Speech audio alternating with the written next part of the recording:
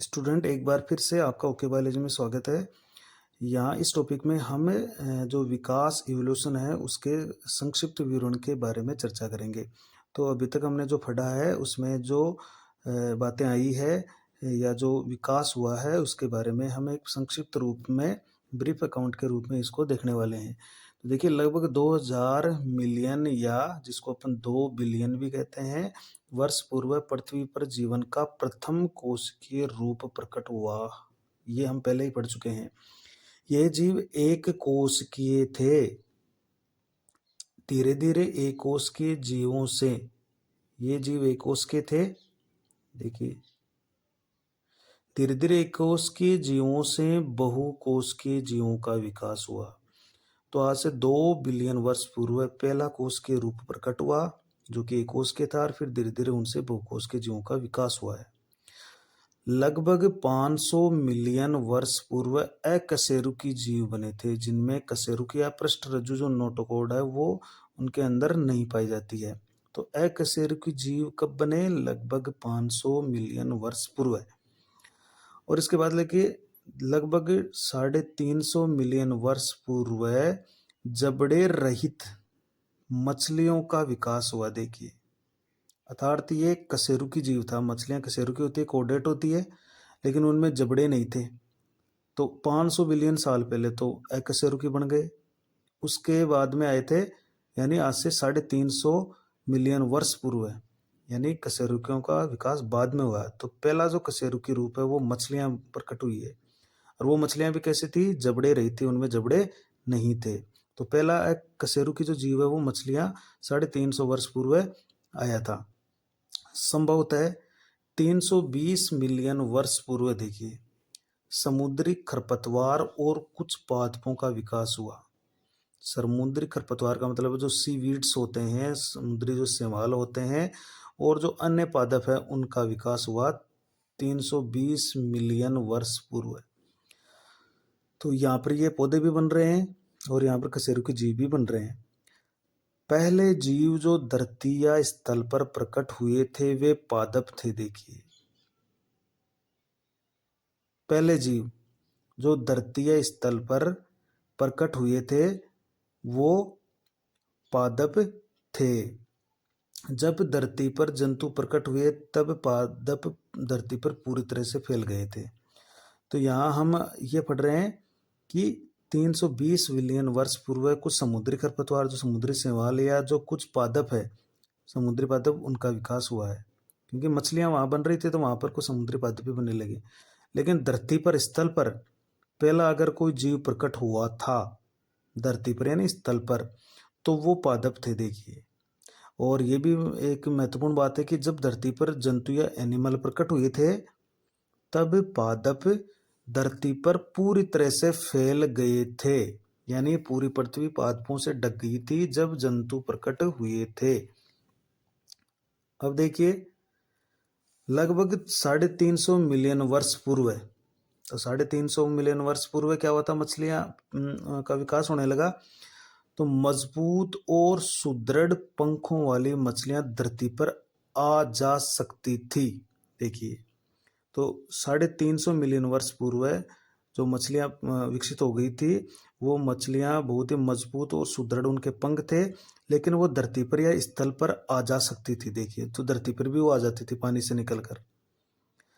इसी तरह से देखिए सन 1938 में एक महत्वपूर्ण बात है, दक्षिणी अमेरिका में एक मछली पकड़ी गई जो सिलोकेंथ थी जिसे विलुप्त मान लिया गया था। तो 38 से पहले ये मानते थे कि सिलोकेंथ पूरी तरह से विलुप्त हो गई थी, लेकिन जब 38 में इस मछली को पकड़ा गया तो ये देखा गया कि सिलोकेंथ अभी भी मौजूद है। तो ये सिलोकेंथ थी जिसे पहले विलुप्त मान लिया गया था। तो 38 में ये दक्षिणी अफ्रीका में सिलोकेंथ पकड़ी गई थी। देखिए तो ये सिलोकेंथ एक खोखली रीढ़ वाली मछली थी जो कि आपकी ये टेट्रापोडा से रिलेटेड थी और जो फिश थी उनसे रिलेटेड थी। इनके जो पंख थे उनमें बोन्स पाए जाते थे। तो इसलिए ऐसे प्राणियों को लोब फिन्स या पॉलीपंख भी कहते हैं। तो इनके जो फिन थे उसमें बोन्स पाई जा रही थी। देखिए मजबूत थे वो, जो उसके फिन थे ना, पंख, वो बहुत ही मजबूत थे बोन्स के कारण, क्योंकि इनमें मजबूत, मोटे व अस्थि युक्त लोब फिन पाए जाते थे। देखिए ये एक बहुत महत्वपूर्ण बात है। जब इनके अगर पंख ही हड्डियों से युक्त है और बोन्स युक्त है, तो इनसे कहीं ना कहीं टेट्रापोडा का विकास हुआ है धीरे धीरे। तो सिलोकेंथ से ही फिर टेट्रापोडा यानी उभयचर जो प्राणी है उन वो बने हैं, क्योंकि इसके पंखों में, जैसे मछली है उसके अगर पंखों में बोन्स है, तो फिर इन इन धीरे धीरे इन पंखों से ही चार पैरों का विकास हो गया और टेट्रापोडा बन गया है। तो वो सिलोकेंथ थी 1938 में पकड़ी गई थी, और उसे लोब फिन कहा जाता है, क्योंकि इसके जो फिन थे वो बहुत मजबूत, मोटे, वो अस्थियुक्त थे, इसलिए इनको लोब फिन कह रहे हैं। सिलोकेंथ अथवा जो लोब फिन थे, सिलोकेंथ को अपन लोब फिन बोल रहे हैं, से ही उभयचर यानी जो एम्फीबिया प्राणी है, जैसे टेट्रापोडा प्राणी विकसित हुए। एम्फीबिया चार पैरों वाला है, टेट्रापोडा यानी चार पैर है उसके। तो कहीं ना कहीं मछली जो सिलोकेंथ है उसी से फिर उभयचर यानी एम्फीबिया जैसे चार पैर वाले यानी टेट्रापोडा प्राणी विकसित हुए, जो जल और थल दोनों में रहने लगे, क्योंकि नाम इनका एम्फीबिया, उभयचर, तो जल और थल दोनों में रहेंगे। ये आधुनिक युग के प्राणी मेंढक एवं सैलामेंडर जीवों के पूर्वज थे। देखिए ये जो थे, ये आधुनिक युग के मेंढक और जो सैलामेंडर जो उभयचर है उस जीवों के ये पूर्वज थे। ये जो आपके सेलोकेंथ वगैरह थे, ये उभयचर जो एम्फीबिया प्राणी है, देखिए वो जब विकसित हो गए तो फिर उनसे सरीसृप यानी रेप्टाइल्स विकसित हुए। मतलब रेप्टाइल्स का जो रेंगने वाले जंतु होते हैं उनका विकास उभयचर यानी एम्फीबिया से हुआ है। ये मोटे कवच वाले अंडे देते थे, जो उभयचर अंडों की तरह धूप में सूखते नहीं है। यानी ये मोटे कवच के अंडे होते हैं इनमें, जो सरीसृप होते हैं, और ये धूप में सूखते नहीं है। उभयचर प्राणी जो होते हैं वो पानी में अंडे देते हैं, क्योंकि उनके जो पतला आवरण होता है वो सूख जाता है, इसलिए इनको पानी में अंडे देने की जरूरत पड़ती है। अब ये धरती पर आकर क्या हो रहे हैं, आराम से धरती पर अंडे दे रहे हैं, क्योंकि इनके कवच मोटा है और ये धूप में सूखते नहीं है। सरीसृपों में आधुनिक व विकसित जो जीव होते हैं, जैसे कच्छप, जो जिसको समुद्री कछुआ या टर्टाइल बोल रहे हैं, कछुआ जो स्थलीय कछुआ अपना टोर्टोइज है, ये स्थलीय कछुआ है टोर्टोइज। समुद्री कछुआ और स्थलीय कछुआ अलग अलग इनका आकार प्रकार होता है। मगर जिसको क्रोकोडाइल या मगरमच्छ बोल रहे हैं, और घड़ियाल जिसको एलिगेटर है, ये सब प्रमुख या आधुनिक सरीसृपों के विकसित जीव है। देखिए आधुनिक और विकसित जीव है सरीसृपों में, समुद्री कछुए, स्थलीय कछुए, मगरमच्छ और घड़ियाल, ये सबसे ज्यादा विकसित सरीसृपों में अभी वर्तमान में धरती पर मौजूद हैं। तो ये बाहर आकर अंडे देने लगे, क्योंकि इनके अंडे मोटे कवच वाले थे, सूखते नहीं थे, तो आराम से धरती पर अंडे देने लगे और ये धरती पर रेंग कर आराम से रहने लगे। तो एम्फीबिया से सरीसृपों का विकास हुआ है। यानी अभी तक हम ये पढ़ चुके हैं कि जो सीलोकेंथ थी उससे बने उभयचर, और उभयचर से बने सरीसृप। देखिए ये अभी तक बन गए।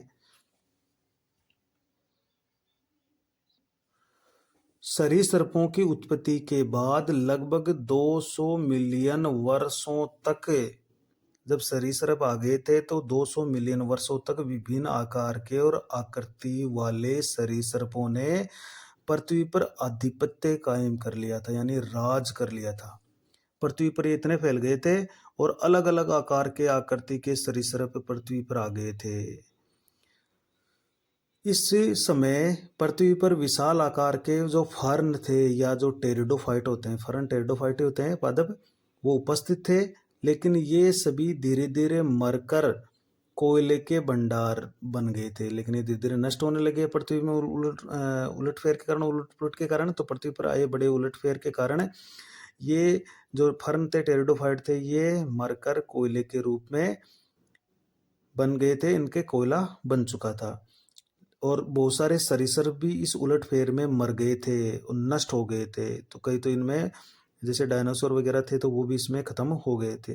लेकिन कुछ सरीसृप देखिए पुनः पानी में चले गए, उस उलटफेर के दौरान धरती से निकलकर उलटफेर के दौरान पानी में चले गए, तो वो बच गए वहां पर जाकर। और लगभग 200 मिलियन वर्ष पूर्व संभवतः 200 मिलियन वर्ष पूर्व संभवतः मछली जैसे सरीसृप, जैसे मछली जैसा सरीसृप है इक्थियोसोरस के रूप में यह प्रकट हुए। इक्थियोसोरस जिसको जलीय सरीसृप बोलते हैं, इक्थियोसोरस को। तो जब उलटफेर हुई पृथ्वी पर 200 मिलियन वर्ष पूर्व के बाद में, तो वहां पर बहुत सारे सरीसृप नष्ट हो गए, खत्म हो गए। जो बड़े बड़े टेरिडोफाइट फर्न थे वो कोयले के रूप में बदल गए। लेकिन कुछ छोटे जो सरीसृप थे वो वापस समुद्र में पानी में चले गए और वो बच गए।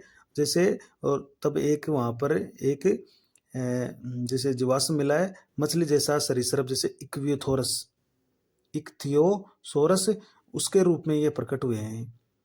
जो इक्थियोसोरस है वो मछली जैसा ही है, लेकिन ये सरीसृप है। तो ये बताता है कि ये वापस पानी में चले गए थे। पृथ्वी पर रहने वाले बड़े आकार के जो सरीसृप थे, डायनासोर, जो डायनासोर थे वो सबसे बड़े देखो सरीसृप थे, बड़े आकार के सरीसृप थे। और सबसे बड़ा जो डायनासोर था वो था टाइरेनोसोरस, टाइरेनोसोरस रेक्स। देखिए ये बहुत बड़ा एक मांसाहारी एक डायनासोर था, टाइरेनोसोरस रेक्स, जो लगभग 20 फीट तो ऊंचा था और लगभग ये 40 फीट तक भी लंबा था। और 20 फीट तक तो ऊंचा था ये और लगभग 40 फुट लंबा था। कितना? 40 फुट लंबा भी था ये। तो देखिए कितना विशाल था ये। और इसके जो दांत थे वो कटार की तरह थे, चाकू की तरह थे, बहुत बड़े बड़े, डरावने कटार जैसे दांतों वाला था। तो ये जो टाइरेनोसोरस रेक्स था ये सबसे विशाल डायनासोर था, जो कि एक मांसाहारी था, 20 फुट ऊंचा और 40 फुट के लगभग ये लंबा था। और विशाल इसके डरावने चाकू जैसे या कटार जैसे दांत इसके अंदर उपस्थित थे। लेकिन अभी ये है नहीं, क्योंकि ये विलुप्त हो चुके थे, इनके जीवाश्म मिले हैं। लगभग 65 मिलियन वर्ष पूर्व डायनासोर पृथ्वी से समाप्त हो गए। इनके समाप्त होने के सही कारणों का अभी तक कोई पता नहीं चला है। कुछ वैज्ञानिक ये मानते हैं कि वातावरण में और जलवायु परिवर्तन जब हुआ तो उसके कारण से ये समाप्त हो गए, लेकिन इसके भी कोई ठोस प्रमाण नहीं है हमारे पास। कुछ वैज्ञानिक ये भी मानते हैं कि इनमें से ज्यादातर पक्षियों के रूप में विकसित हो गए, लेकिन इनकी विलुप्ति का सही कारण आज भी अज्ञात है। तो कोई वातावरणीय जलीय परिवर्तन को मानते हैं, कोई उल्कापिंड के टकराने से इनकी उत्पत्ति को मानते हैं, कई ऐसा मानते हैं कि इनका जो ये अधिकतर प्राणी थे तो वो पक्षियों में बदल गए, लेकिन इसका कोई सही कारण आज भी मौजूद हमारे पास नहीं है। उस युग के जो छोटे सरीसृप थे वो उलटफेर के कारण बच गए थे और वो आज के दौर में भी मौजूद है। अब यहाँ पर कुछ स्पेशल अपने इम्पोर्टेंट सरीसृप की बात कर लेते हैं। जैसे सोरोप्सिड जो था वो आरंभिक सरीसृप थे, शुरुआती सरीसृप थे, जिनसे विभिन्न प्रकार के डायनासोर बने। आधुनिक युग के सरीसृप बने, जैसे कछुओं में समुद्री और स्थलीय कछुए, मगरमच्छ, घड़ियाल, सरप आदि। और पक्षियों का विकास हुआ है। देखिए तो जो सोरोप्सिड आरंभिक जो सरीसृप थे वो बिल्कुल छिपकली के समान थे, और उनसे फिर डायनासोर बने, आधुनिक सरीसृप बने और पक्षियों का विकास हुआ है। तो वो आरंभिक सरीसृप कौन थे? वो सोरोप्सिड थे, ये नाम याद रखिएगा, सोरोप्सिड। इसी तरह से देखिए साइनेप्सिड नामक आरंभिक जो सरीसृप थे उनसे स्तनधारियों का विकास हुआ है। देखिए याद रखिएगा, यानी स्तनधारी सरीसृपों से ही विकसित हुए हैं। तो ये सिद्ध होता है कि जो स्तनधारी है वो किससे विकसित हुए हैं? वो सरीसृपों से। तो पक्षी भी सरीसृपों से विकसित हुए हैं और स्तनधारी भी सरीसृपों से विकसित हुए हैं। तो डायनासोर, पक्षी और आधुनिक सरीसृप तो बने हैं सोरोप्सिड से, और जो स्तनधारी बने हैं वो बने हैं साइनेप्सिड से। तो ये भी आपको याद रखना है। तो स्तनधारी अभी सरीसृपों से जो साइनेप्सिड थे उससे विकसित हुए हैं। तो पहला स्तनधारी जो प्राणी था वो थे श्रू, या जिसको मंजरू भी कहते हैं। तो श्रू या मंजरू, इसको अपन लिखते हैं श्रू, या जिसको छछूंदर बोलते हैं, वो छछूंदर पहले स्तनधारी प्राणी थे।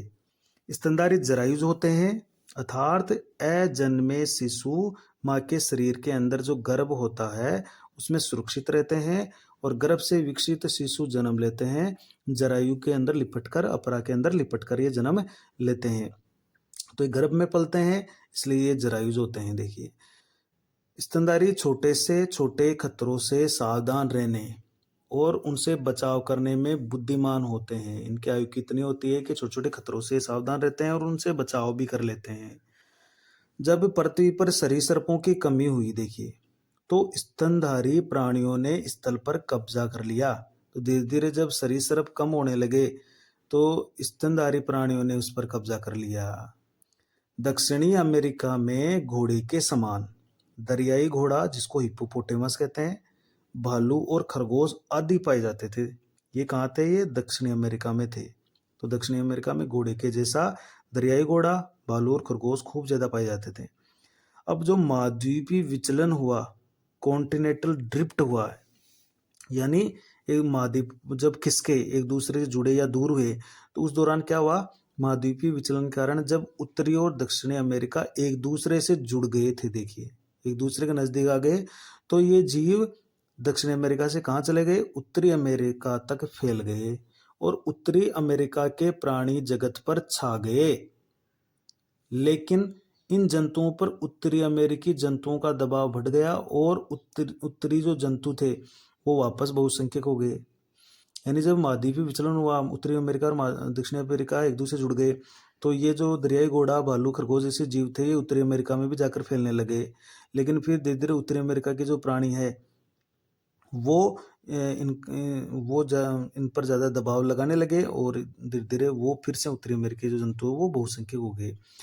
महाद्वीपीय विस्थापन के कारण ही, देखिए, ऑस्ट्रेलियाई जो स्तनधारी है जैसे कंगारू, वो जीवित रहे, क्योंकि ऑस्ट्रेलिया वो एक अलग तरीके से अलग महाद्वीप के रूप में विकसित हो गया। तो आसपास कोई नहीं था, तो वहाँ पर ये आराम से वहाँ पर रहे और जीवित रहे, क्योंकि इनकी अन्य स्तनधारी जीवों से कम प्रतियोगिता था। इनका जो कंपटीशन था वो था ही नहीं, तो इनके साथ कोई कंपटीशन या प्रतियोगिता करने वाला नहीं था आवास के लिए या भोजन के लिए।